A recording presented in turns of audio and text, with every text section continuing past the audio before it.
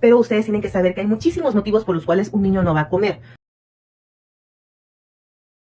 Desde estreñimiento, desde trastornos sensoriales, desde incluso una rinitis, mil causas. Pero nos vamos a enfocar en el trastorno sensorial, que tiende a ser un poco más evidente cuando el niño es selectivo para comer, cuando su grupo de alimentos a lo mejor no rebasa 20 alimentos y que esto ya está generando problemas en otros ámbitos. A lo mejor ya no está subiendo el peso que le corresponde, a lo mejor ya presenta anemia, a lo mejor tiene trastornos gastrointestinales. ¿Y qué sucede con los trastornos sensoriales? Pues vamos a empezar órgano por órgano. Vamos a empezar por la parte visual. Los trastornos sensoriales hacen una de dos cosas: o exageran la información que llega al cerebro o la bajan a un nivel de que casi se puede anular.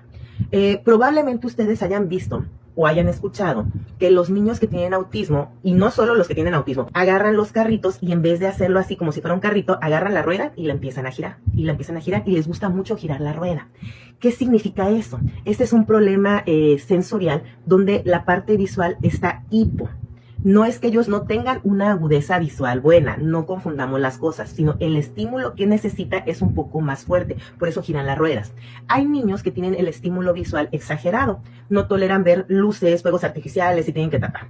¿Qué pasa con la parte auditiva? A lo mejor esa es la parte más fácil de identificar. Fíjense, muchos niños cuando les toca ir a que les corten el cabello y le pasan la maquinita, no lo toleran. Entran en una angustia impresionante. ¿Qué pasa con ellos? Lo que ellos perciben por sus oídos, su cerebro lo exagera. Entonces es como si tú tuvieras una bocina aquí dentro de tu oreja a todo volumen de un sonido que te es sumamente desagradable. Entonces también se puede identificar con niños que se angustian un poco cuando les ponen la licuadora, cuando les ponen el taladro, o cuando pasa una moto, cuando pasa un camión. ¿Qué pasa con la parte del gusto?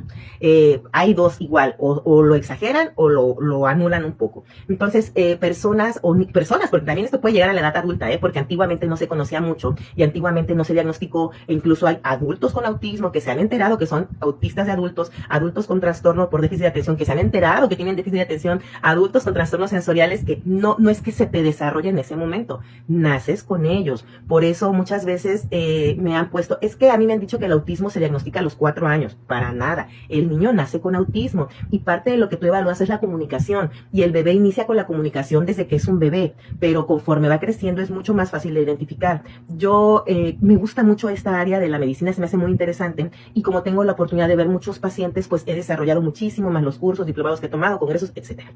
El punto es que he logrado identificar focos de alarma incluso en menores de 1 año. Y los niños más pequeñitos que ya he canalizado al experto de mi equipo, que es el neurólogo, porque déjeme decirle que sí tiene que pasar por un experto, en este caso el neurólogo pediatra, han sido pequeños alrededor de 10 meses a 1 año, que ya caen con el neurólogo y que tienen muchas áreas de oportunidad. Entonces vamos por la parte del gusto, hablando de la parte sensorial. Los niños pueden aceptar diferentes alimentos, pero el problema varía en la textura. A lo mejor, como yo siempre pongo este ejemplo, que es el que se me hace mucho más sencillo, hay personas que les gusta el guacamole, pero no les gusta el aguacate. Y tú dices, bueno, pero ¿cómo? O sea, el guacamole es aguacate.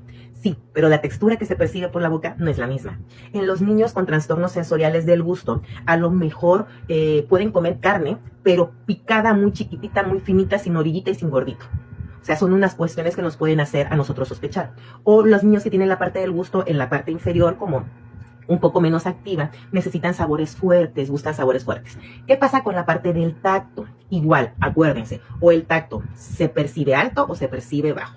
¿Qué pasa cuando se percibe alto? Pues son niños que no toleran estar sucios. O sea, les cae agua y se tiene que cambiar. No toleran caminar en la arena. Cuando tú les estás quitando la ropa y pasa por la cabeza, se sienten desesperados porque tienen la parte del tacto muy sensible. ¿Y qué pasa con los niños que tienen la parte del tacto un poco más nula? Pues son niños que van a ser más tosquitos, que necesitan un contacto físico más fuerte para estimularlos, que a lo mejor te van a abrazar fuerte, que si se caen no les duele, incluso niños que los vacunan y no lloran, niños que incluso se ha llegado a reportar que se caen, se lastiman, se han podido fracturar y no sienten dolor.